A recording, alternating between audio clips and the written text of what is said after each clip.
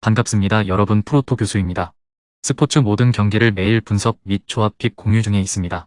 영상에 공개되지 않는 정보들도 정보방에 입장하시면 확인하실 수 있으니 참여를 희망하시는 분들은 영상 하단 고정 링크를 통해서 아무 조건 없이 자유롭게 참여가 가능하니 많은 참여 부탁드리겠습니다.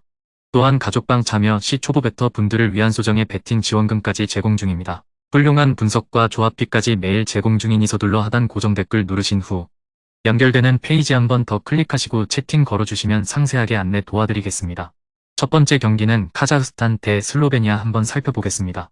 카자흐스탄은 덴마크를 제외하면 확실한 강자가 없는 H조에 속했습니다. 이번에 만날 슬로베니아를 비롯해 핀란드와 북아일랜드가 있긴 하지만 충분히 해볼 만한 상대들입니다. 지난 네이션스 리그에서는 슬로바키아와 아제르바이잔 등을 제치고 조 1위를 차지하기도 했습니다. 타기버르겐과 다라바에프 등 믿을만한 중앙 미드필더 조합이 있고 아스타나의 에이스인 아임베토프는 문전 마무리가 가능합니다.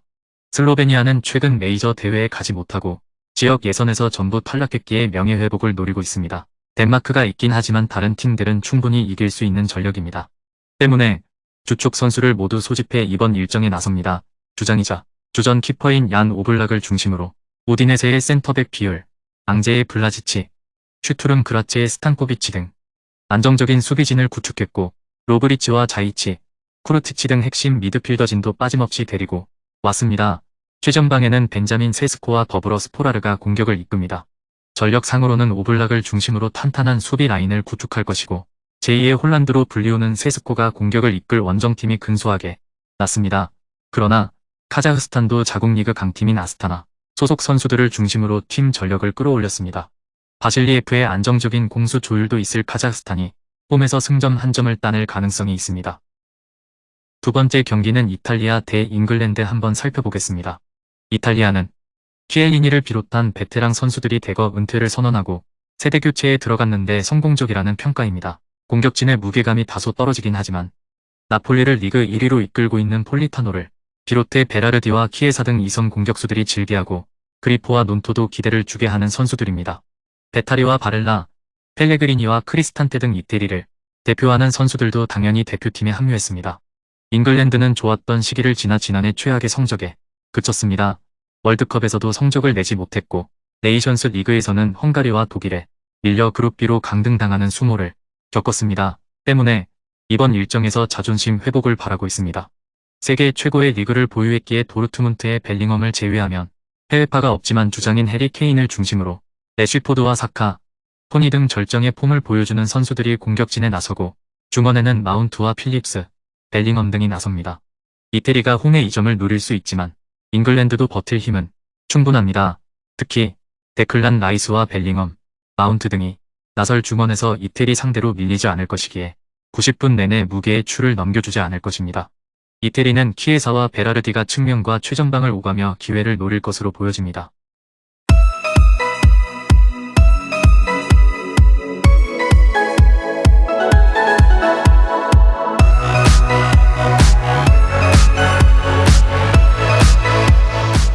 세 번째 경기는 북마케도니아 대 몰타 한번 살펴보겠습니다.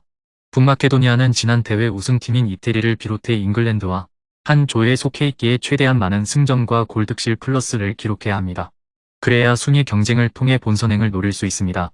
때문에 홈에서 열리는 최약체 몰타 상대로 대승이 필요합니다. 다음 일정이 친선전이기에 굳이 로테이션을 돌릴 이유가 없는데 나폴리의 스타인 엘마스를 중심으로 우디네세의 공격수 네스트로프스키와 트라이코프스키 등 골을 넣을 수 있는 선수들을 모두 내보낼 것입니다. 몰타는 때문에 강팀 상대로 원정에서 비기는데 초점을 맞출 것입니다. 이번 소집 멤버 중에서 A매치 최다골 기록자가 3골에 불과한데 은봉과 사트리아노를 제외하면 골을 기대할 선수가 없습니다. 몰타는 백스리 외에도 4명의 선수를 수비 라인 바로 위에 위치시키는 수비적 운영으로 상대의 공세를 막아내려 할 것입니다. 그러나 엘마스와 바르디, 아타나소프 등이 중원과 측면을 오가며 기회를 노릴 홈팀을 90분 내내 막아내진 못할 것입니다. 영상에서 리뷰하지 않은 경기들은 최종 분석 후 정보방에서 조합픽을 포함한 최종 공유 진행 중입니다. 조건 없이 무료 입장 가능하니 꼭 참여하셔서 정보 받아보시길 바라겠습니다. 네 번째 경기는 덴마크 대 핀란드 한번 살펴보겠습니다. 덴마크는 유럽 월드컵 예선에서 압도적인 성적을 내며 월드컵에 직행했지만 본선에서는 1승도 거두지 못하고 탈락했습니다. 호주에 패한 것이 충격이었는데 폭발적인 화력을 보여주지 못했습니다. 때문에 이번 유로 예선에서 다시 나아가려 합니다.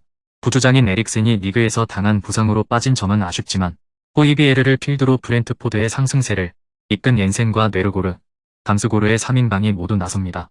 최전방에는 최근 절정의 골감각을 자랑하는 브레이스웨이트를 비롯해 요나스 빈과 드레이어, 신성 회룬까지 다양한 개성의 선수들이 포함됐습니다. 핀란드는 최근 유럽에서 인상적인 성적을 내지 못했습니다. 탄탄한 수비를 바탕으로 강팀도 심심치 않게 잡아냈었는데 최전방이 아쉬웠습니다. 핀란드 축구 역사상 최고의 선수 중 하나인 테무 푸키는 여전히 경쟁력이 있는 모습이지만 포르스의 성장세가 더뎠고 중원에서 키맨 역할을 해준 선수가 없었습니다. 핀란드는 수비진의 세대 교체를 시도 중인데 알로를 제외하면 안정적으로 라인을 지킬 선수가 없습니다. 올리아와 옌센 등 A매치 출전이 10경기도 되지 않는 선수들이 대거 차출됐는데 브레이스웨이트와 빈을 앞세울 덴마크의 파상 공세에 무너질 것입니다. 다섯 번째 경기는 산마리노 대 북아일랜드 한번 살펴보겠습니다. 산마리노는 유럽을 넘어 전 세계적으로도 전력이 가장 떨어지는 팀입니다. 아시아의 변방이라 평가받는 팀들 상대로도 우위를 기대하기 어려운데 프로 선수가 거의 없는 팀입니다. 최전방에 나설 리날디 정도에게 골을 기대해야 하는데 상대 수비를 넘어서며 찬스를 만들기 어려운 전력입니다. 북아일랜드는 최근 유럽에서 부진한 성적에 그쳤기에 이번 대회에서 호성적을 노리고 있습니다. 덴마크를 제외하면 모두 해볼 만한 팀들이기에 가능성도 충분합니다. 센츄리 클럽 가입자인 베테랑 센터백인 조니 에반스가 이번 대회에도 주장을 맡았는데 맥레어와 퍼거슨 등 공수 밸런스가 좋은 미드필더진이 있고 워싱턴이 최전방에 나설 것입니다. 팀이 미래로 평가하는 에버튼의 프라이스와 맨시티의 찰스, 데일 테일러 등 10대 선수들도 덱대거 포함됐습니다. 북아일랜드가 우세합니다. 원정이지만 워낙 전력의 차이가 큰 팀을 만납니다. 산마리노가 승점을 위해 펜백으로 나설 수도 있지만 수비진을 이끌 마땅한 리더도 없는 데다 수비 보호를 해줄 볼란치도 없기에 고전이 예상됩니다. 북아일랜드가 예선 첫 경기에서 1승을 따내며 좋은 출발을 할 것으로 보여집니다. 여섯 번째 경기는 포르투갈 대 리히텐슈타인 한번 살펴보겠습니다. 포르투갈은 마침 첫 경기가 조 최약체를 만나기에 대승으로 기세를 올리려 할 것인데 페르난데스와 실바, 주앙 펠릭스 등이 빠질 수도 있지만 호날두와 조타, 하무스와 오타비오 등이 팀 공격을 이끌 것입니다. 산마리노, 올타와 더불어 유럽 최약체 팀입니다. 때문에 조별 예선 통과라는 거창한 목표보다는 조별 예선 1승이라는 목표를 바라보고 나서야 합니다.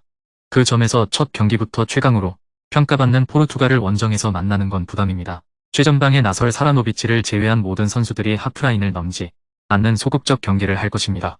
포르투갈의 무난한 승리가 예상됩니다. 대표팀 은퇴가 예상됐던 호날두도 자존심 회복을 벼르며 홈경기에서 최선을 다할 것이 예상되는 포르투갈이 첫 경기를 승리할 것입니다.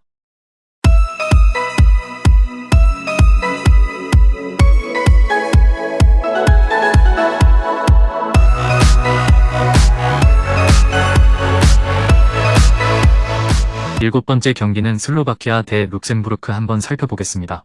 슬로바키아는 최근 몇 년간 월드컵 예선과 네이션스 리그 등에서 기대에 못 미치는 성적을 냈습니다. 유로에 나서기도 했었지만 그들이 원하는 결과를 받아든 것은 아니었습니다. 때문에 이번 대회에 매우 의욕적으로 임하고 있습니다.